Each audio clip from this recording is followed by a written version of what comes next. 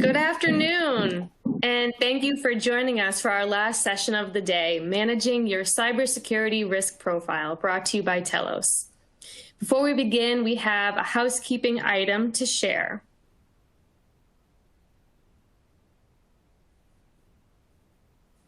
Hello, and thank you for joining this session. Before the panelists begin, we want to show you how you can earn continuing education credit. In your console, you will see a certification widget as well as a quiz widget. You must watch 50 minutes and pass the quiz in order to receive credit. Once you do both, you will be able to download the certificate directly. If you have any questions, please send us a message in the Q&A box. And with that, we'll turn it over to the panel.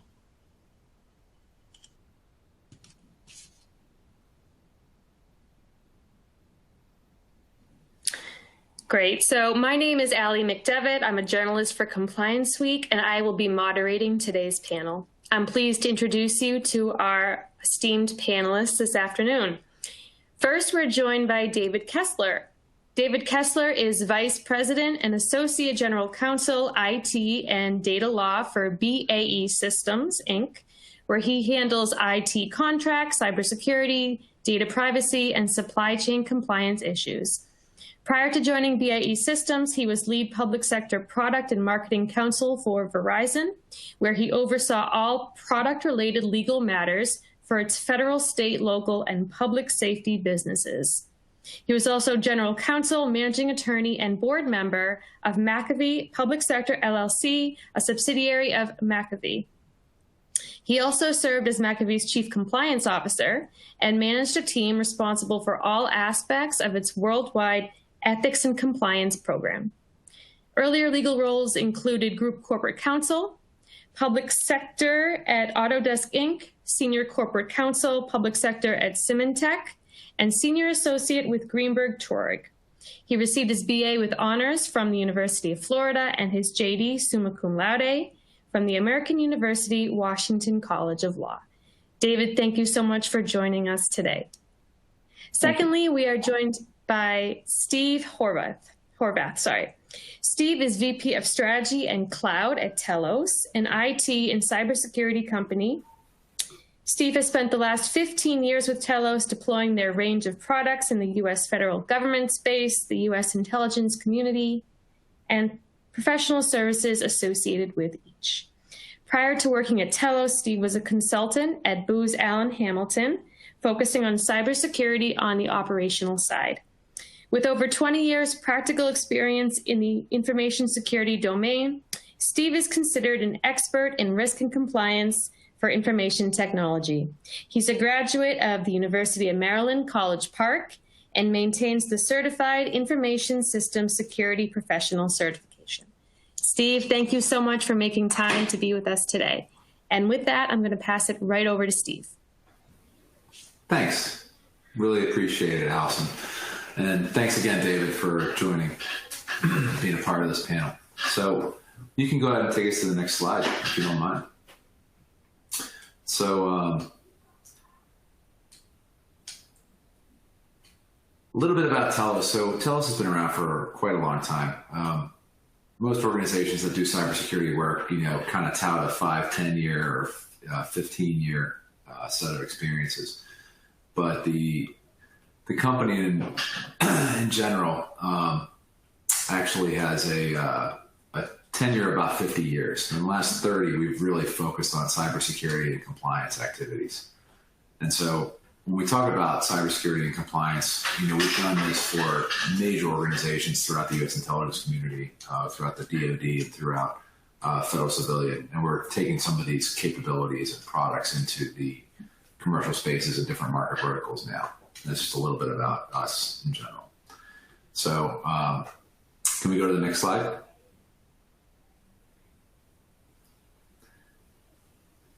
So I think the slide I'm looking for is the audit fatigue slide. Yeah.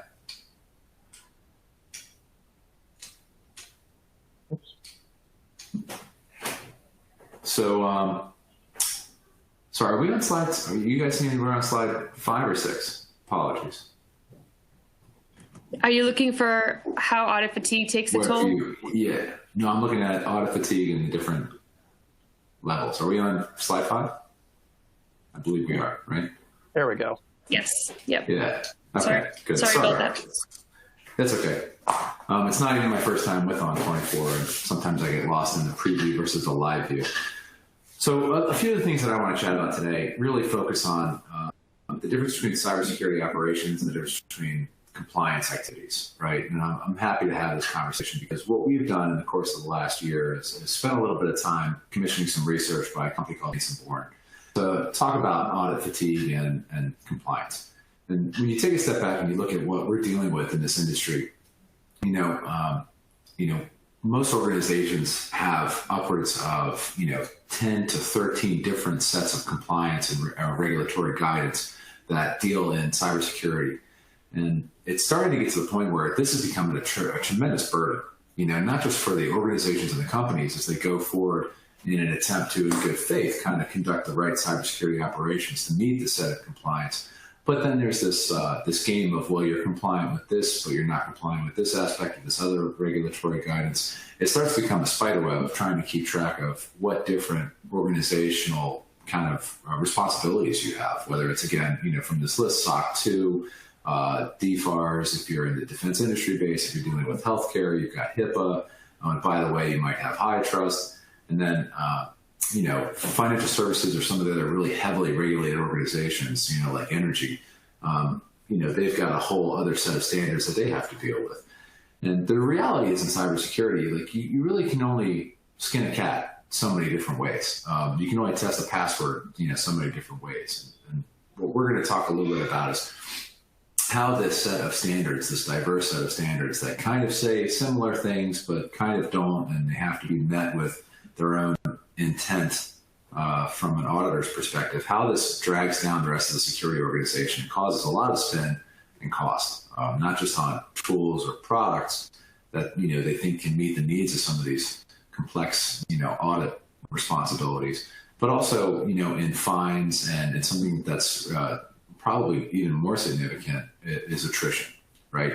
So the issue that we have in this community of interest is that cybersecurity 20 years ago, everybody thought was kind of the redheaded stepchildren in the basement. Nobody wanted to talk to them. They were always the department of no.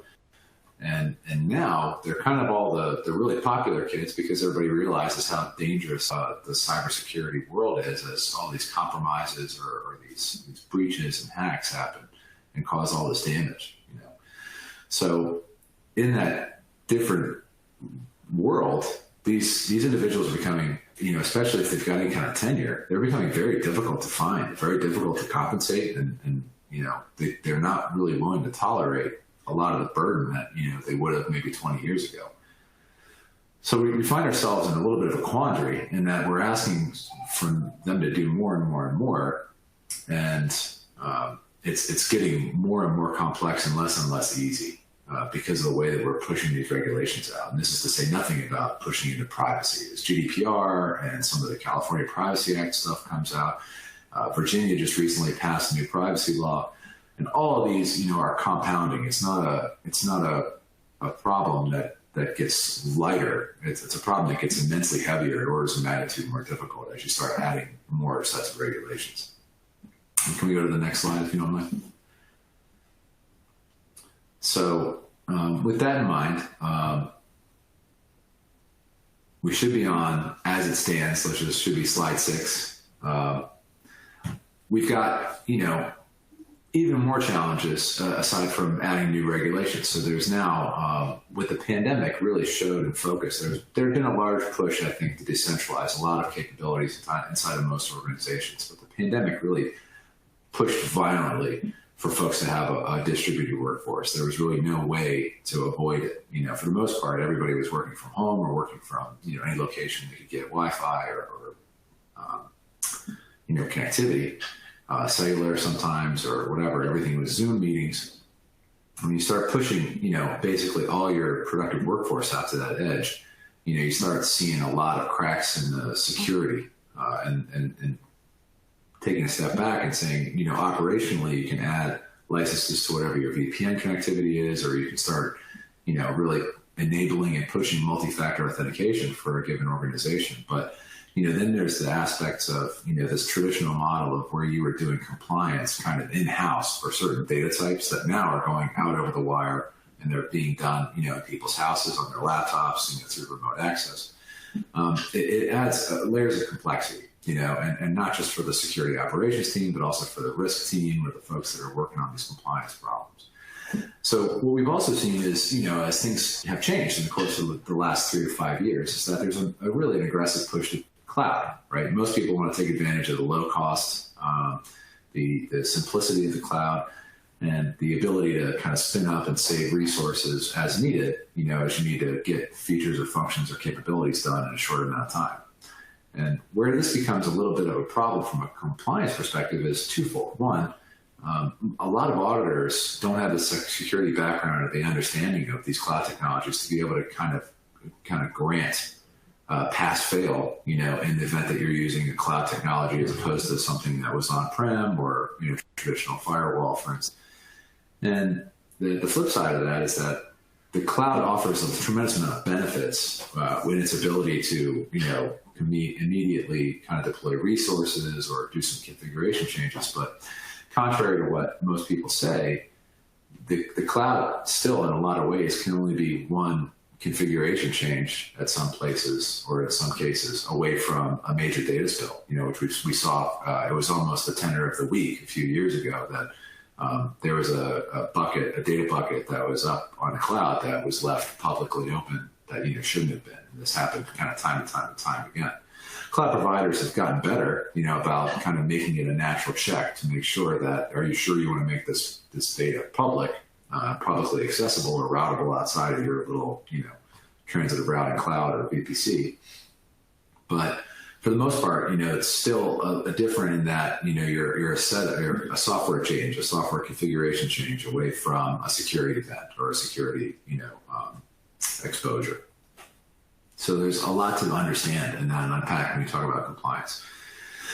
And then, I kind of touched on the regulations. I think that everybody would agree, if you're in cybersecurity, that trying to put a box around some of the data as the data traverses different places and understanding, what helps constitute a good cybersecurity program by having some of these sets of regulations and compliance from an IT security or privacy perspective, especially when we're talking about financial or health data or cybersecurity data that's relevant to the Department of Defense for programs and security. But they're starting to kind of run away with themselves. I was talking on a panel a couple of weeks ago. We were talking about these privacy laws, and it's starting to look like every forward-leaning state is going to have its own set of privacy laws, and that's going to be a real problem for anybody doing work inside of the U.S. in multiple states.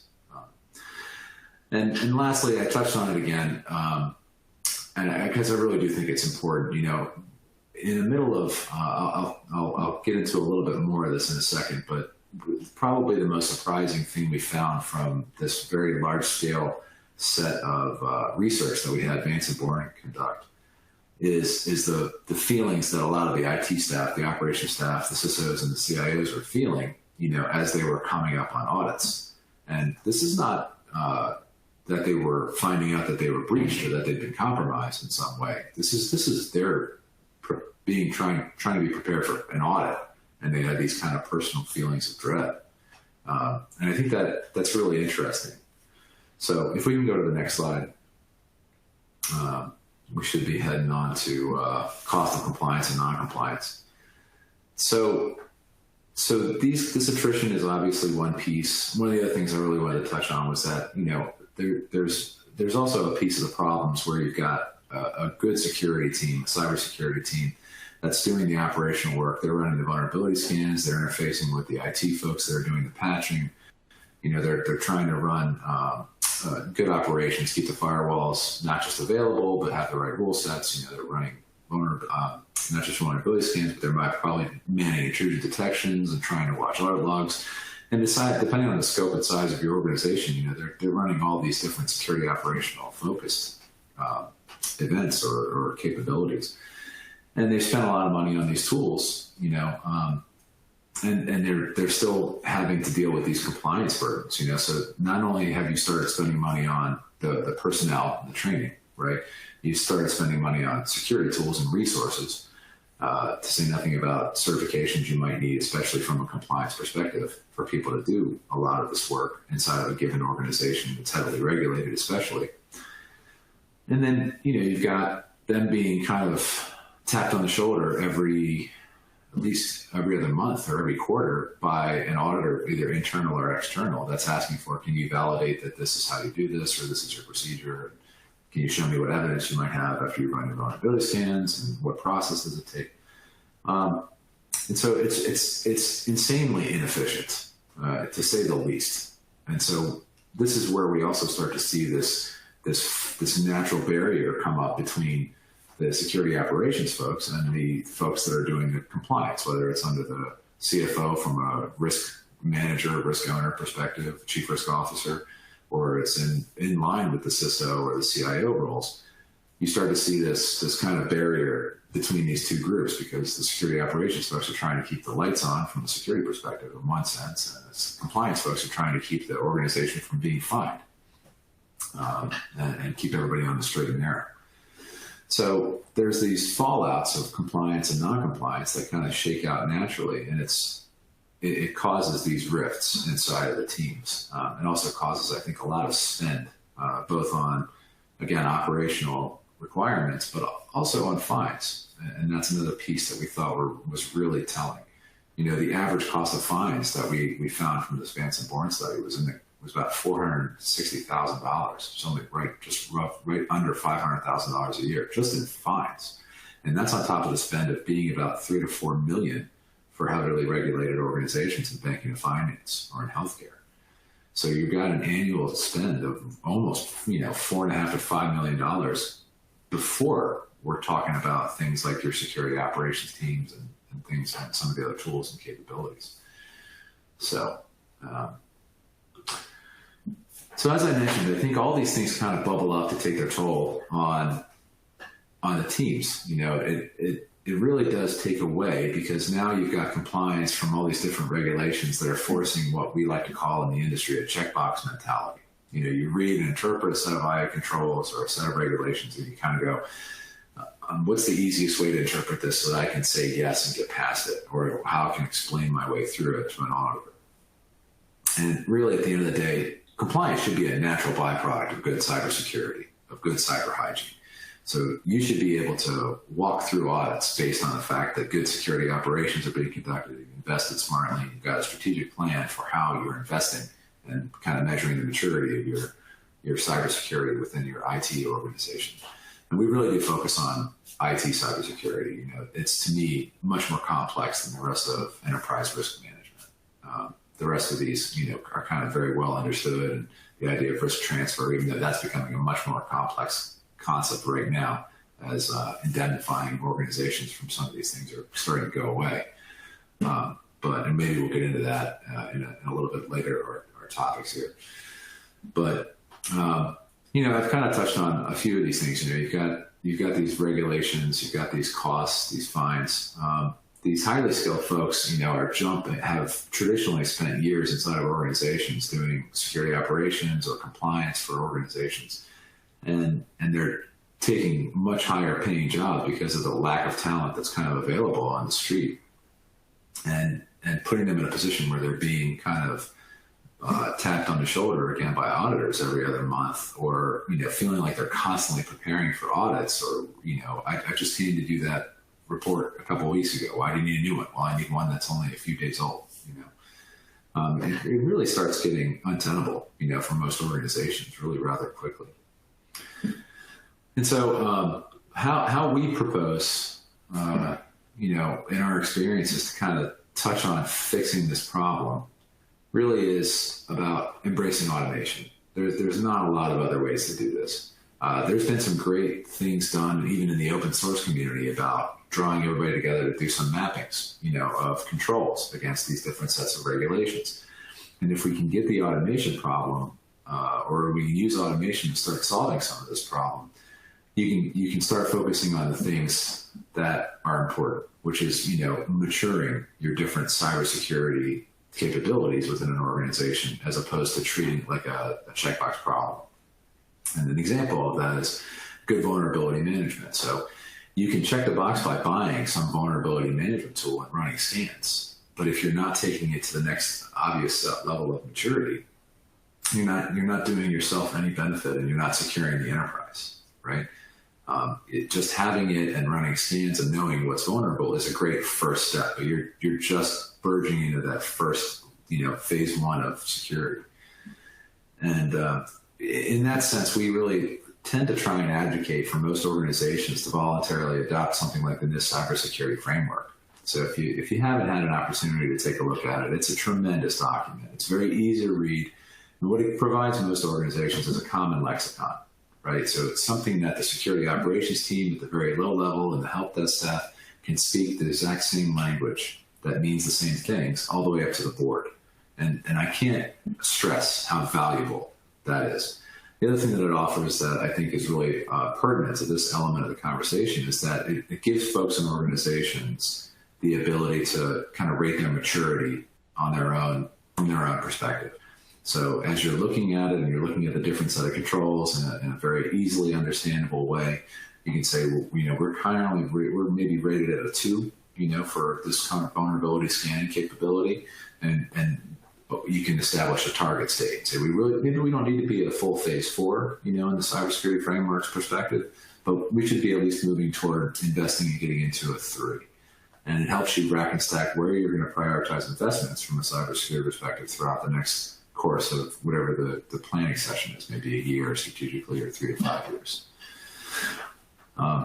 In addition to automation, automation not only does a lot to help reduce the burden on the cybersecurity professional, but it also does a lot to open the door to a lot of next steps that you can take. And remediation orchestration is another big one. So audit fatigue causes all of these issues with, being very confusing and running across multiple and very diverse sets of guidance and IA controls, from multiple standards. But if you've got automation that helps map all of that across, and, again, not the cybersecurity standard, not the cybersecurity framework, but we advocate a lot of times with our customer sets, embrace the highest bar of whatever standards, you're being required to meet. And a lot of times that's the NIST risk management framework with a basis on the 853 as a control catalog. And they've recently had an update, which also now includes privacy controls. So you've got one consolidated catalog that's available kind of to everybody. And it's easily mappable if you've got a capability to do so across all these other standards, whether it's PCI again, or SOC 2, or HIPAA high-tech, and privacy, GDPR or CCPA. It gives you that ability to test once and comply with many. And when you can do that, you can work with auditors to say, we've got a database, a single source of truth that's got all of this content. If you need a SOC 2 report, click print, take your SOC 2 report. If you need a HIPAA report, or you need a privacy report, or you need so on and so forth, some evidence that proves that we're doing this, we're doing it. Here it is in this database. You can have a read-only perspective and go grab it as you need it. And that, again, opens up the door to that system being a single source of truth now allows you to kick off and maybe open new tickets in a ticketing system because you've got the orchestration aspects of it. Or if you've got a bucket that is, again, accidentally listed as public, you've got a check and validation that's happening. It says, oh, that's not supposed to be that way. That's supposed to be private. Let's go ahead and close that loop and do it in an automated fashion. Maybe just let the owner know that somehow this was misconfigured or something happened, but it's been closed. It's a hole that's been closed. So that's really at the heart of some of the things I wanted to open our discussion today with is that, we're seeing a lot of burnout in security engineers, and we're seeing a lot of folks that are even taking roles completely outside of IT security operations that are really skilled folks because they're tired of dealing with the burdens of risk and compliance activities, and it doesn't really have to be that way. Lastly, I'll touch on one thing that I think we spend a lot of time on at my company is this concept of inheritance. And so if you're going down the path of building out an enterprise capability for an organization, trying to bite the entire apple and eat it is similar to the old adage of eating the elephant whole. You can't really do that. We advocate for building and scoping things down in a way that makes really good sense so you can keep very close eye, and then using this concept of inheritance to provide controls. Control owners would be responsible, or control family owners are responsible for the family.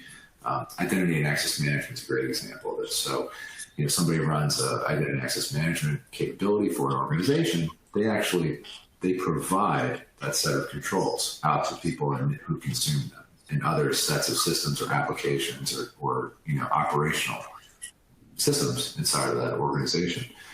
And there's a little bit of shared responsibility there that you can easily kind of get through, but it pays dividends from an order of magnitude perspective when you're trying to go through and understand not just what the organization is responsible for, but where the belly button for that information might be, who has the appropriate set of evidence, and who's authoritative for it, as opposed to looking on a spreadsheet for somebody's name and trying to figure out how do I get an answer to this.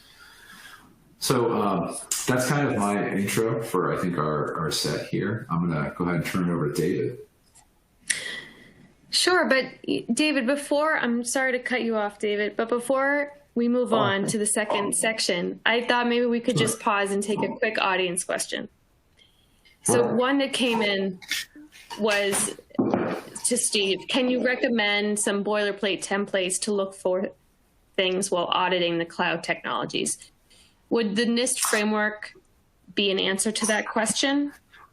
Sure, you can actually use the NIST framework for any of these. The thing is, you've got to have someone that can take and interpret that from a cloud perspective, right? So there are some other really great CIS benchmarks. So CIS as a standard is also really good.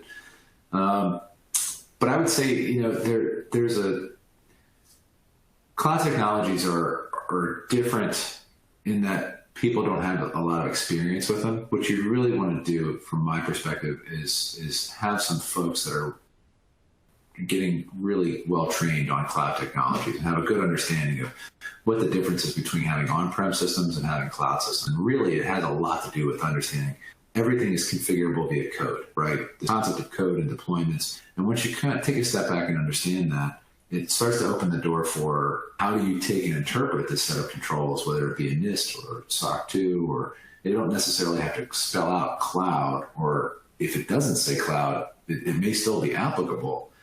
But understanding how to interpret this set of controls. And so my suggestion would be there's some great benchmarks inside of CIS that are applicable, but really I strongly advocate for the NIST standards.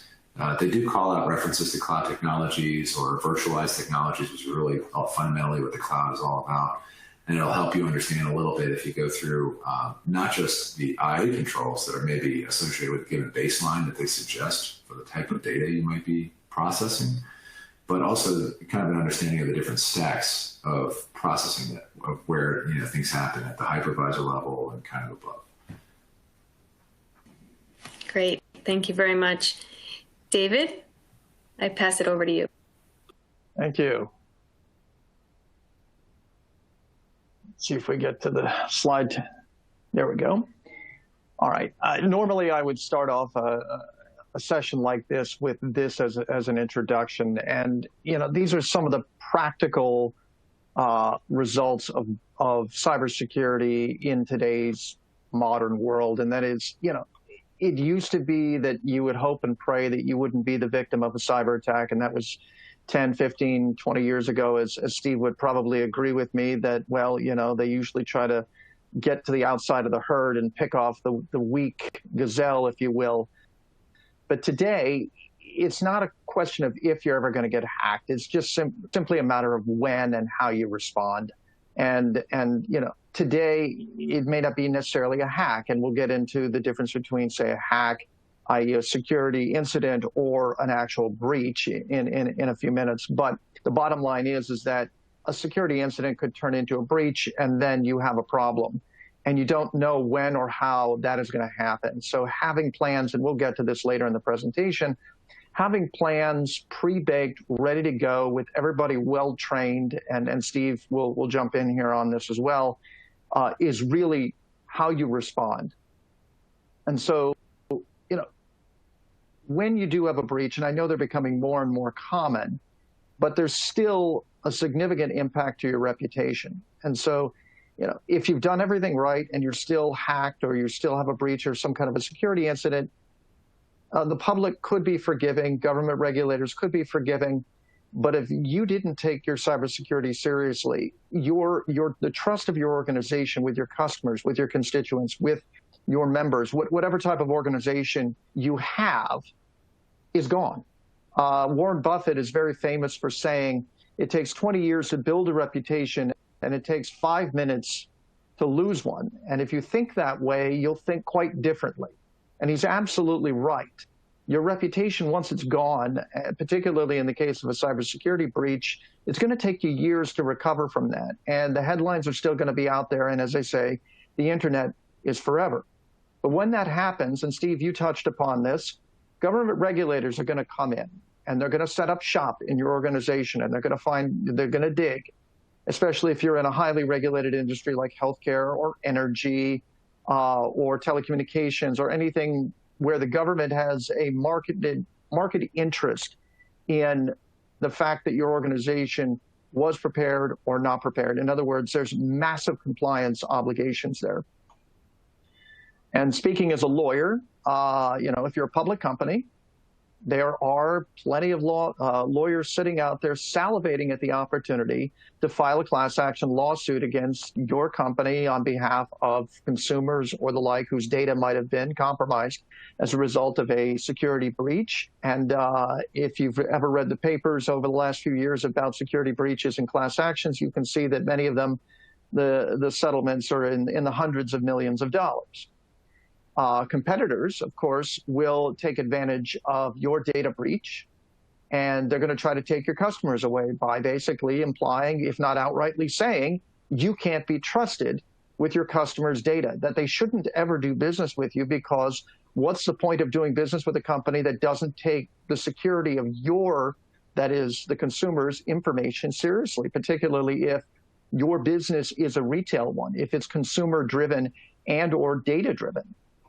And then last but not least are privacy advocates. And I don't say that there's anything bad about privacy. In fact, I'm a big proponent of it. But privacy advocates will often basically look very, very closely at your data collection habits. That is to say, if you are breached and customer data is leaked, privacy advocates are going to look in there and see whether or not you should have even collected that data in the first place.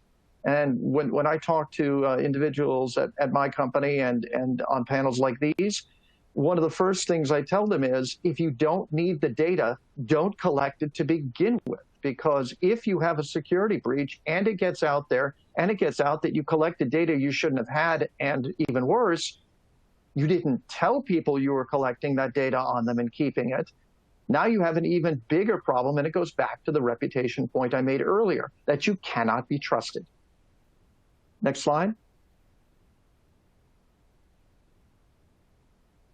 So, who's behind all of these breaches everybody is reading about in the papers? And Steve, I'm sure you'll touch on the latest Colonial Pipeline one in a few minutes as we continue on. But the last 6 months have been quite busy in the cybersecurity industry, if not the last several years, particularly in the middle of a pandemic. But who's behind these breaches? And I guess, before I even jump into that, you can see on the slide here, there were, according to the Verizon Data Breach Investigative Report, which is a fantastic report, and I, again, as an alumni of the company, I would still be in favor of it. And Steve nodding his head. It really is a great resource for anybody who's interested.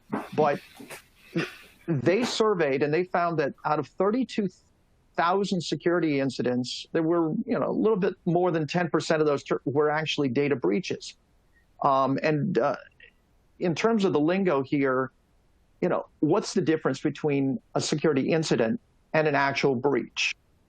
An incident is basically a security event that compromises the confidentiality, integrity, or the availability of an information asset. We call that in the industry the CIA triad, and that doesn't stand for the Central Intelligence Agency or the Culinary Institute of America. In this case, it is an actual term, and we use that to refer to any one of the three legs of the cybersecurity stool. A breach, on the other hand, is an incident. So you start every breach starts as an incident, and it becomes a breach when you've confirmed that there's been actually disclosure not the potential exposure of data to an unauthorized party. That is to say, a security incident could be one where somebody leaves their computer unlocked at work, and that's a violation of your security policy. Nobody saw it. Yes, they had a potential to walk by and see the data, but there was no actual exposure of the data, versus you leaving your computer unlocked sitting on the table in a Starbucks, and somebody swipes the data right off of it, and then off we go. That's just one of many examples, but the bottom line is every breach starts off as an incident, but not every incident becomes an actual breach. So looking at the slide here, who's behind the breaches? So 70% of the breaches today are by outsiders. And over half of those are organized crime. Now, we've read about, Russia and China and Iran and North Korea as being hackers, but they're only about, 14% of the total breaches out there. Internal actors could be insider threats at your company. And then there's a few percentage points assigned to partners and just miscellaneous multiple parties. But most of the breaches, the vast majority of them, are coming from the outside. And one of the primary motivators of those breaches is money, straight up. Whether it's ransomware, whether it's selling the data on the dark web, any and all of those things. Organized crime has found the internet to be a very lucrative way of making money. And I can't remember who the famous gangster was when he was asked the question. I think it might have been Bugsy Siegel, who was asked, why do you rob banks? And he's like, well, that's where the money is. In today's day and age, why do you hack? Because that's where the data is. And the data is very, very valuable. So who are the victims? And you can see here on the slide, and I know it doesn't total up to 100% here, but these are the top categories, at least according to the Verizon DBIR. Healthcare actually is one of the largest. And you might ask, well, why is healthcare perhaps larger than finance? I just said, the money's in the banks. Aren't they going after the banks? Well, Steve pointed out earlier, the banks are extremely regulated when it comes to cybersecurity. Healthcare, it is regulated, but not from a cybersecurity perspective, but not actually as much as finance is. And one of the biggest ways that these breaches or data breaches or hackers are going after healthcare is through ransomware. I mean, traditionally, ransomware is categorized as more of a security incident than as a breach. Ransomware, for those who aren't necessarily familiar with it, although I'm sure all of us have heard the term hundreds of times, it's basically where somebody gets into your system and encrypts your data and then demands a ransom to decrypt your data, or they may have a snippet of it and they'll post it on the dark web as a way of spilling or embarrassing your company in the public sphere. And as I said, going back to the reputation of your company. But healthcare companies are a major victim of ransomware simply because they pay. First and foremost, they have a massive amount of electronic data. And they need that data, the protected healthcare information or personal health information, PHI, in order to take care of the patient. Without that data, they can't do their jobs. And so they will pay, in many cases, whatever it takes to unlock their data and get it back. And in many cases, they can be fined if their cybersecurity is not tight. So sometimes paying off a ransom to get your data back very quickly before the regulators find out can be a motivator, or at least it has been. Today, though, I think if you are the victim of a ransomware attack, you're typically going to have to report it anyway, so there's no hiding it. And there's multiple other reasons why healthcare is, but the bottom line is healthcare, finance, manufacturing, information technology, these are all some of the top victims out there for being breached. And right now, they're just unfortunately hemorrhaging a fair amount, which, keeps a lot of cybersecurity consultants in business. And they need the help desperately. Next slide. So what kind of types of attacks are used, and what kind of tactics are used by hackers to engage in these breaches we're talking about? Now, everybody's heard of phishing and stealing your passwords and the like, but some of these others may not be familiar to the audience here, and that is things like misdelivery, or misconfiguration, or what's called a RAM scraper, which is actually a little bit of a dated term. But let's start with things like misdelivery. I'm sure anybody who has used an email program today, particularly Outlook, has what's called an autofill feature, where you type in a name and it automatically completes the name. Well, you might type in SM, like the letters SMI, like the first three letters of the name Smith. Well, how many emails have you sent to somebody with the last name Smith? You could have, Adam Smith all the way down to Zed Smith. You could have a dozen in your directory. But if you type in just those two little initials while you're multitasking between your email program, your instant messaging, the phone is ringing, you type in a few letters, it autofills, then you hit send. Oops, you sent it to the wrong Adam Smith. Maybe you have 3 or 4 of them in your directory. And instead of sending it to Adam Smith within your company, you sent it to Adam Smith, who happens to, God forbid, be somebody overseas, a foreign national, and you just sent something that was export controlled. Now you have a big problem. Not only do you have a security problem, but you have an export problem on top of it. So that in a nutshell is kind of what misdelivery is. And if anybody's ever tried to recall an email, good luck with that. No, it's not going to happen. You're not getting it back. It's not coming back. And if you've emailed your wife's social security number, your spouse's social security number, yeah, good luck.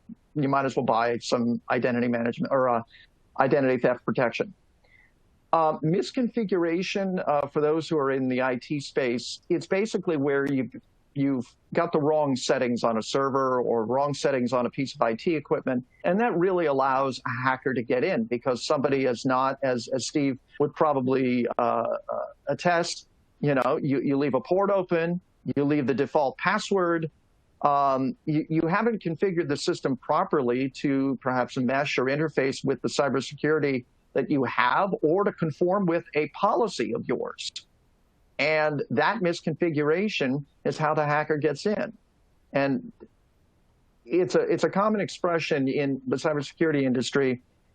A hacker only has to be right once.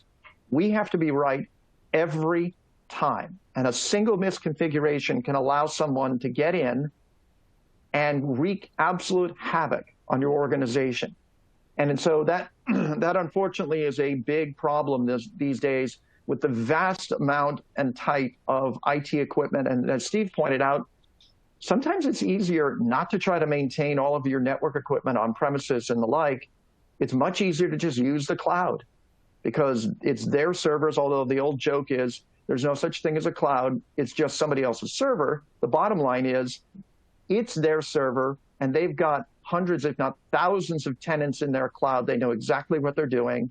They have backups, they have encryption. The security is often baked in. So I'm a proponent of the cloud, but to the question that was asked earlier, make sure you do your homework on whatever cloud service provider you use. I'm going to skip over RAM scraper because it's a dated technology, but it is still a method of attack. And on the right-hand side of this slide, very briefly, is what types of tactics. Again, it goes to general hacking, to just errors, to social media, where you're phishing for somebody or you're posing as someone else, injecting malware into a system, or just frankly going as far as just plugging a cable in through a locked cage to access the server if there's enough space in the fence. Next slide, please. So I'm not gonna go into too much detail on this one. I just want to make sure that the audience understands here that cybersecurity is just one slice of a much larger pie. And you can see here from the graphic, things like operational security, physical security, privacy. Cybersecurity is a very, very important piece of this pie. But the pie is not just cybersecurity. Just because you've taken care of the cybersecurity piece doesn't mean that you don't have to pay attention to all of these others. And frankly, how much weight you assign to each one of these slices of the pie really depends on your organization. It depends on if you're in a highly regulated industry. It depends on, are you a large organization from a personnel perspective, et cetera. So the bottom line is cybersecurity is important, but you have to pay attention to all of the other slices. Next slide, please.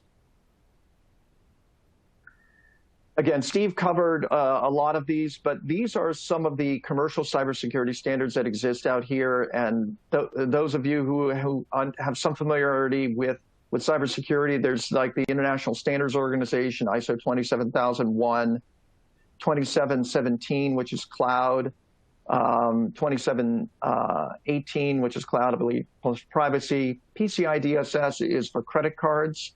I could go through the rest of these, but suffice it to say, this is kind of an overview of many of the commercial standards that are out there, and it really depends upon your industry and the way you're maintaining your data. If you have a primarily on-premises IT network, then the cloud security standards may not have much relevancy to your day-to-day, unless, of course, you are retaining a cloud service provider to store or process some of the data that you normally would keep on-prem, in which case you want to make sure that they are complying with some type of cybersecurity standards around the data that's kept in their cloud.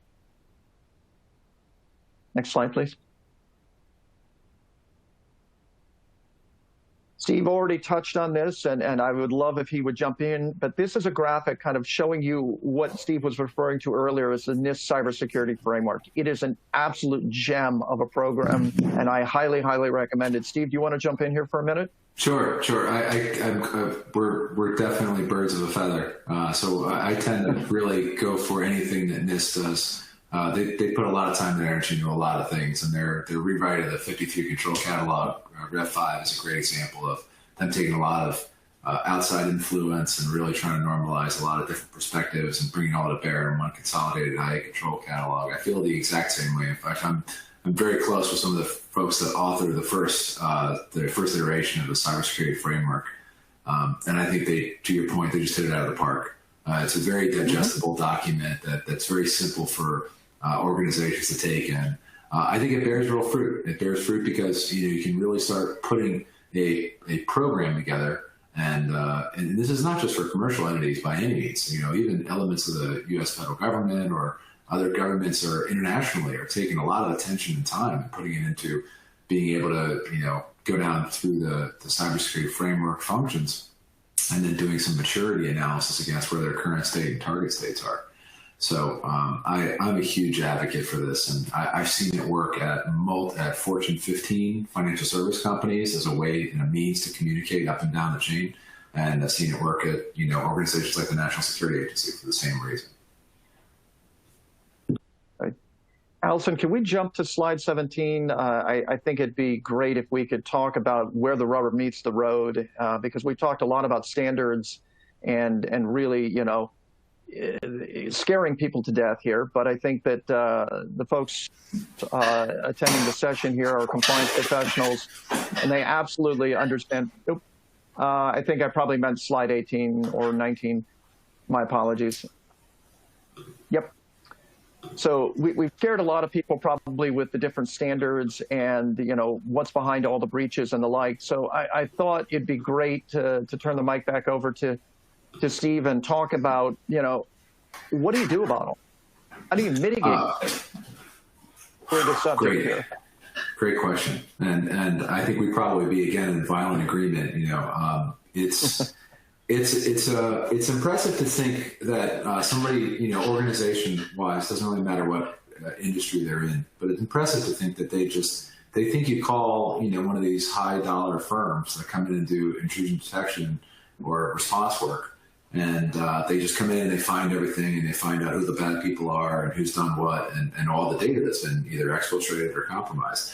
And I think that, we've come a long way in the last probably 10 years of realizing that if you're not prepared, if you're not logging things, if you're not making sure that you have backups, or if you can't go back and trace, how some of these, especially if they're advanced in any way, means or shape, how you can see where they've kind of moved laterally within an organization, it's very difficult. It's extremely difficult to kind of find out what's the extent or what's the scope of one of these incidents that's turned into a compromise or a breach.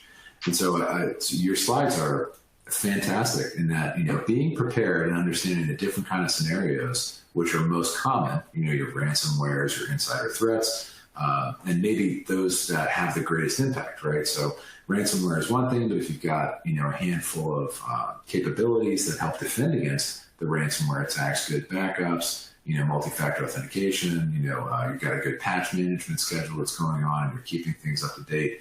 You might still be vulnerable to zero-day exploits, but you've got a good security team and they're doing their best to keep systems up to date to close the loop on some of these things that really, when you start passing the 1 week, 2 week time period of vulnerabilities, things are getting exploited out in the wild. It's only taking, we're down to days. It used to take a year to see a vulnerability put into practice as far as an exploit is concerned. Now we're down to hours and days.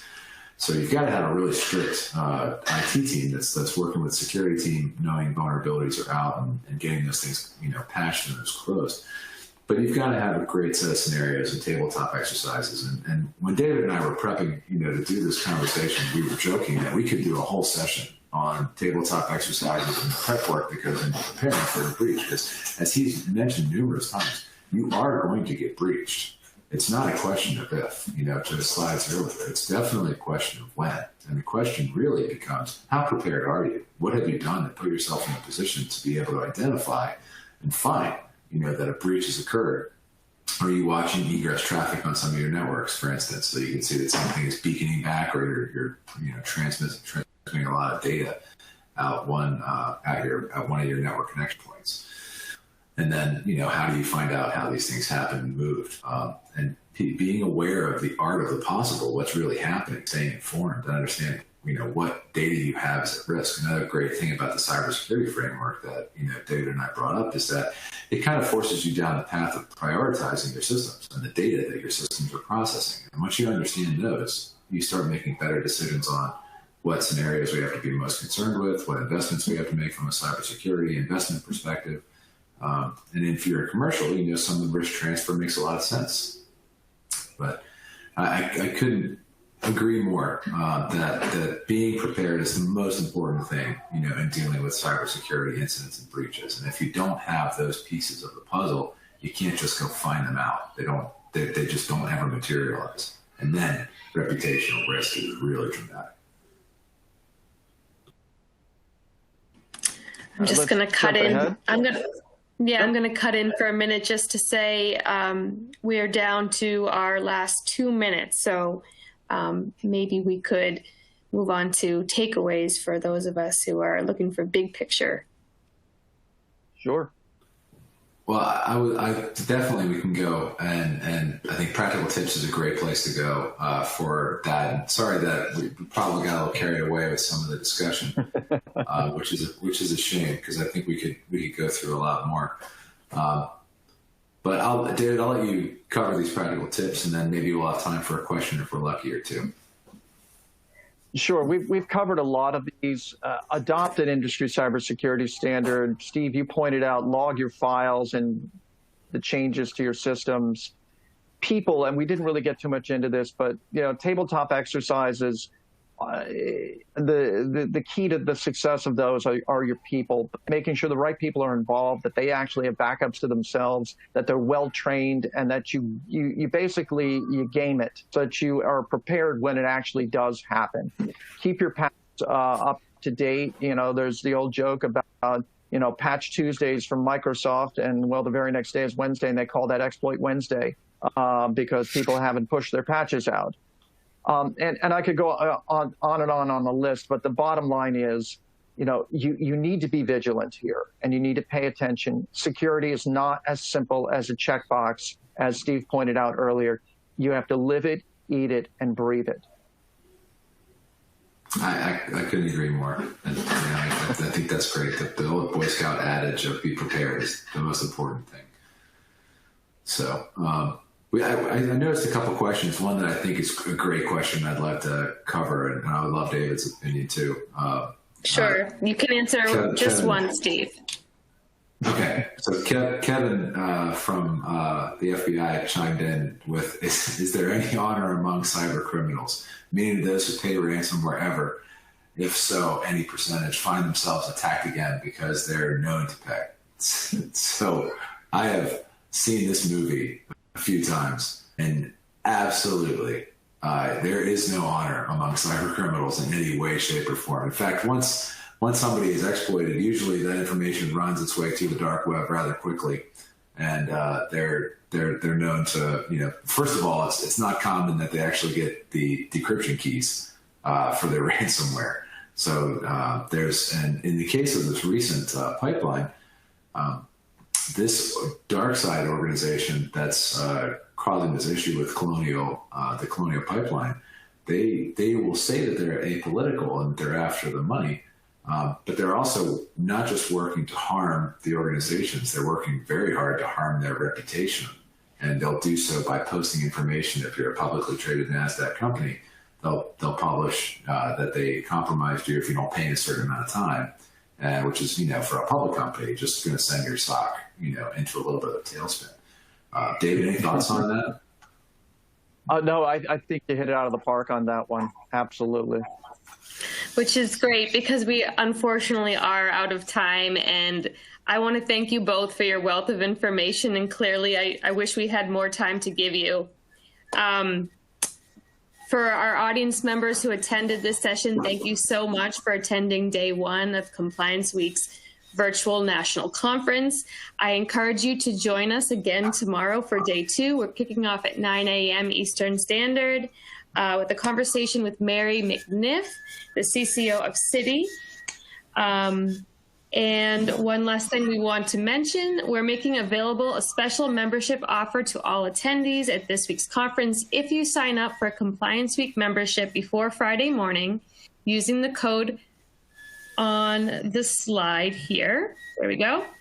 Not only will you get a special rate of $249 per year, you'll also receive exclusive early access to our new in-depth case study on the lessons learned from Volkswagen's 3-year compliance monitorship in the wake of Dieselgate. I myself am the author of that report, and I can tell you it's really well done.